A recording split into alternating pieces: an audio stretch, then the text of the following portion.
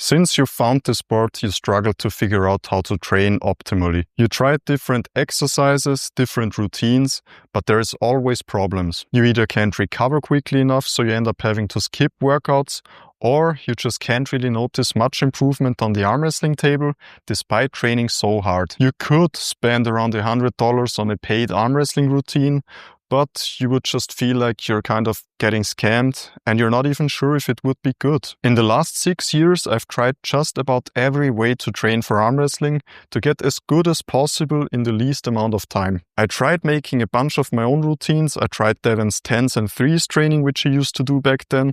I tried Todd Hutchings' Westside barbell-based training approach. I tried singles every day. I tried to focus mostly on table time and only use weights for recovery. I even tried the Latvian method briefly with my friend the traveling arm wrestler. But the routine that I'm sharing with you today in great detail is what actually got me the results that I thought I always should have gotten around 3 years into my journey. And I'm not even close to being a world champion yet, but I went from people smiling and sometimes laughing directly into my face just as soon as they touched my hand to beating national champions and taking wrists left and right. This routine is for you if you're a beginner up to an intermediate arm wrestler, and it doesn't matter which move you specialize in, this will cover all of the key areas of arm wrestling. If you progress using this routine and you do it correctly, you will immediately notice the difference against your opponents. We will cover which lifts to do, how to progress, when to progress, and when to reduce weights. We will also incorporate regular strength training, as I do believe it to be essential, at least up to a certain point. If you can't, for example, bench press 100 kilograms for multiple reps with perfect form, or you can't lat pull 120 kilograms easily, then I think it will have a negative impact for you on the table, and we should focus on building our base. Also, we will not be adding any leg training to this routine, as we are arm wrestlers, and if you're going for just pure arm wrestling performance, I don't think it is needed and might even have more downsides than benefits to you. But if you do want to add them, just add squats and or deadlifts to your regular gym days that we will talk about. So what are the equipment requirements if you want to follow this routine? You will need a regular gym membership, you will need a multi-spinner, and you will need any kind of a belt. If you have an arm wrestling table with a pulley system attached, that would be ideal, but you can also work around it in the gym using benches and regular cable pulleys if you have to. So let's get into it. We will be training 4 times a week, and we will alternate between regular strength days and arm wrestling specific days. There are 2 versions of the regular strength days and just 1 of the arm wrestling specific days. Assuming that you had your table practice on Sunday, we will start off the week with a rest day on Monday. On Tuesday, we will start our first workout, the high rep general strength training in the gym. And the next day, we will move to arm wrestling specifics. Then we will take a day off. And on Friday, we will go to our general strength training again, this time the lower rep version with, of course, higher weights. And on Saturday, we are doing arm wrestling specifics once again. On Sunday, we will do table practice again to finish off the week. On our general strength high rep day, we do 8 to 12 reps on each and every exercise. I will get into how to progress on this a little bit later, but let's go over the exercises first. So the first exercise is the bench press, probably the best pushing strength builder out there. We will do as arm wrestlers, if it is possible and you haven't outgrown the dumbbells in your gym, dumbbell bench press instead of barbell bench press, just because it is way healthier for your shoulders. And you will notice as an arm wrestler, we often have problems and inflammation in this area. So if it is possible for you to still progress using dumbbells, then do that. Otherwise, move to barbell bench. The second exercise is shoulder press. Strong and healthy shoulders will of course always be a benefit for an arm wrestler. If you don't have a spotter, I would prefer if you did barbell press, either seated or standing up, because if you're using dumbbells and you just did table time 2 days ago and maybe you're still a bit sore, it can be hard to get them up if you're on your own. The third exercise is tricep extensions.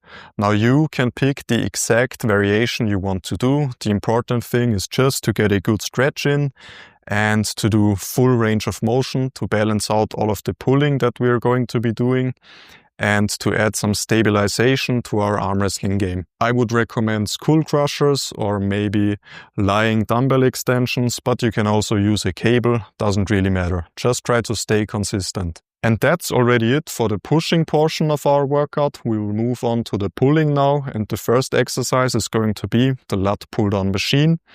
We prefer this over doing regular bodyweight pull-ups because your own weight fluctuating is not going to affect our progression.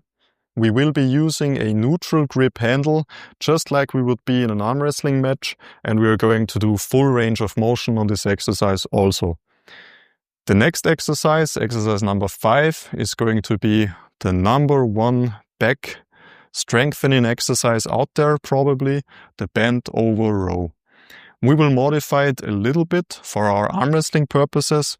We are of course not going to be using a strap, and we are going to try to keep our fingers from opening up too much. We will try to keep them in a arm wrestling setup position. And also, while we are pulling the weight towards us, we are trying to cup our wrists just a little bit. But at least we will try to keep our wrists from extending. This way, it is a great arm wrestling exercise, which has your fingers and your wrist probably as your point of failure, but that's okay. Our last exercise is going to be the bicep curl. You can choose the exact variation you want to do on this again, but your forearm has to be fully supinated and it has to be full range of motion. For the simple reason that we are going to be doing lots of pulling with a neutral position of our wrist or even a little bit pronated. So this is the only exercise in the entire week to balance this out a little bit. I would recommend incline curls on a bench because of the great stretch that you're getting at the bottom. And as we've talked about, on the next day we have our arm wrestling specifics workout, starting out with the pronation lift as the first exercise. 5 sets of 5 reps. So what does that look like? We take a belt over our thumb, we kick back our wrist a little bit, we lock our pronation and keep our arm at 90 degrees, and then we lift the weight off the floor. This counts as 1 rep. We do 4 more of these and we've done 1 set. We do 4 more of these sets and the exercise is finished. You can do this either on an arm wrestling table with a pulley system or off the floor, doesn't matter. The second exercise is the riser lift, and the same things we've talked about on the pronation lift also apply here. It is also 5 times 5, and you can choose whatever rep you want. You can put your belt over your fingers like this, or you can put the belt over the knuckle. The important thing is to stay consistent. And just like in the pronation lift, you're supposed to lock your riser and just lift the weight off the ground. If your riser fails during the exercise, it is a failed rep and it does not count. But like I said, we will be talking about progression in detail after we are done with the exercises. The next exercise is going to be the low cup multispinner. And we are always doing this before our high cup multispinner, just because our riser needs a break. And it is very needed for the high cup, so we start with the low cup first. 4 sets of 15 reps on this one. This is because the multispinner is a somewhat dangerous tool, especially for beginners, because of its very unstable nature. So having to do 15 reps might prevent an injury, and it will still be more than heavy enough to make lots of strength gains. So what should this exercise look like? You do your classic low cup multispinner rep, and then you perform 15 little wrist curls. Doesn't have to be much range of motion, you just have to control the weight 15 times towards yourself, and that's 1 set. The next exercise is the high cup multispinner. It works the same exact way as the previous one, you just grab the handle high this time. If I could only do 1 exercise in arm wrestling, this would be it. It perfectly targets your upper wrist flexor on your forearm right here, which is responsible for keeping your wrist in a top roll. This exercise is even more dangerous and unstable than the previous one, so start with a very light weight and work your way up. The next exercise is supination. 3 sets of 15 this time again. This exercise will help us with regripping in a top roll. It will help us with setting a hook. It will help us by not developing muscular imbalances in our forearm. So how should it look like? We will take a cable pulley and a belt. We will wrap it around the thumb like in the pronation lift, but this time it should go down on the inside of our hand. And then we supinate towards ourselves a little bit and we are pulling it out on our bicep. 15 reps of this and 3 sets, and we will move to the next exercise, which is full range pronation. 3 sets of 12. We need a bit more volume for our pronator muscle to be able to grow. So this is the perfect exercise for that. It's best if you use a towel. Just take any old towel, put a knot into it so you can put the weights on. You take it into your hand, wrap it under your wrist like that. And then you put your forearm either on a table or on a bench and you do full range pronation. It's best if you elevate your forearm just a little bit so you can't cheat as much. And really concentrate on your pronator muscle. Don't just move the weight around. Really try to feel this exercise in your pronator. The next exercise is full range wrist curls, 3 sets of 12. We also, just like for the pronator, need some more volume for our wrist flexors, and this will also keep your wrist healthy. Put your forearm on a table or on a bench, just like with the pronation lift, and then take either a dumbbell or a regular small gym handle and really do full range of motion. Go all the way down with your wrist and all the way up for 1 rep. The last exercise is also a really important one for overall health and balance, but also for your rising. It is reverse wrist curls, 3 sets of 20 this time. You can't even read this anymore, sorry. So put your forearm on a bench or a table again and take either a dumbbell or a small gym handle like before, and then do your wrist extension all the way up and at least to neutral on the way down. And that is it for the Arm Wrestling Specifics day. After taking a rest day on Thursday, like we've talked about, we are going to be doing our general strength training in the gym on Friday, this time the low rep version. The biggest difference, of course, being that we are now doing 4 to 6 reps on all of these exercises instead of the 8 to 12, except for exercise number 3. Exercise number 1, bench press, stays the exact same. Exercise number 2, the same thing applies. Exercise number 3 is the JM press. We will be doing 8 to 12 reps on this one, just because it is a very, very demanding exercise on your connective tissues in your elbow, especially as an arm wrestling beginner. You can look up a video on YouTube on how to do these correctly. These will bulletproof your elbows, help you with side pressure, and also get your triceps really strong. The 4th exercise, lat pull down, stays the exact same. And exercise number 5 is where the next change comes in. We changed the order around. We are doing the bent over row as exercise number 6, and our bicep exercise is now a hammer curl exercise. There is a few variations that you could be doing, but my number 1 favorite that I found out by far is a strict curl version of the hammer curl.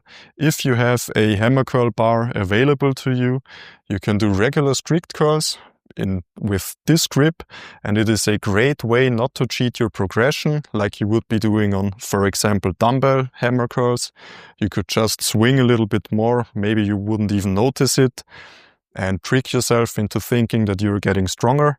But with the strict curl version, if you're adding weight, you are for sure getting stronger, which I really like. And the sixth exercise, bent over rows, nothing changes again. Of course, it's going to be way heavier. And after that, on Saturday, we are doing arm wrestling specifics again, and everything stays the exact same for that workout. And on Sunday, of course, you're going to be doing your table practice again to finish off the week. But let's get into the important stuff. Let's look into how to progress. The general strength days are different from the arm wrestling specific days. As you may have noticed, on the general strength days we have rep ranges, and on the arm wrestling specific days we have a set amount of reps. So how do you pick your starting weight? For example, on your regular strength training day, the high rep version, you're doing 3 sets of 8 to 12 reps, meaning you have to pick a weight with which you can do at least 8 reps 3 times with perfect form. And for progression, we will keep it very simple. When this workout comes around again the next week, we will not add weights. We will try to beat the reps that we've got the previous week. And as soon as you're able to do 3 sets of 12 on any given exercise, you move up in weight the next week by 5 kilograms or 10 pounds. This should almost always result in you being able to do 3 sets of 8 once again with the new weight. For our smaller isolation movements, like the tricep extension and bicep curl, you can use a little bit of a smaller weight jump. 3 to 4 kilograms is going to be more than enough for these. And for the low rep general strength training, the same exact thing applies. The only difference being, of course, that you are using a heavier weight and you're going from 4 to 6 reps. If you are for some reason unable to add a single rep to an exercise 2 weeks in a row, then you should be doing a small deload, reduce the weight by 10 to 15% and work your way up again. But that should never happen often. If it does, something else might be wrong, maybe something with your sleep or your diet needs to be fixed. And now for the arm wrestling specific workouts. We have a set amount of reps which you should always hit. Don't do more than that and don't do any less than that if possible. So your starting weight again should be a weight with which you can easily hit the required amount of reps and sets with perfect form and not too much struggle. Then, your next arm wrestling specific session, you add 0.5 kilograms or 1 pound to your lifts if you were successful. And if you get to a weight with which you can't do the required sets and reps anymore, or your form is breaking down, then try again the next arm wrestling specific workout. And if you fail twice, it is time for a deload on that exercise, reduce the weight by 10 to 15% again, and work your way back up. Doing it this way, you will finally get your numbers up on these very important lifts consistently.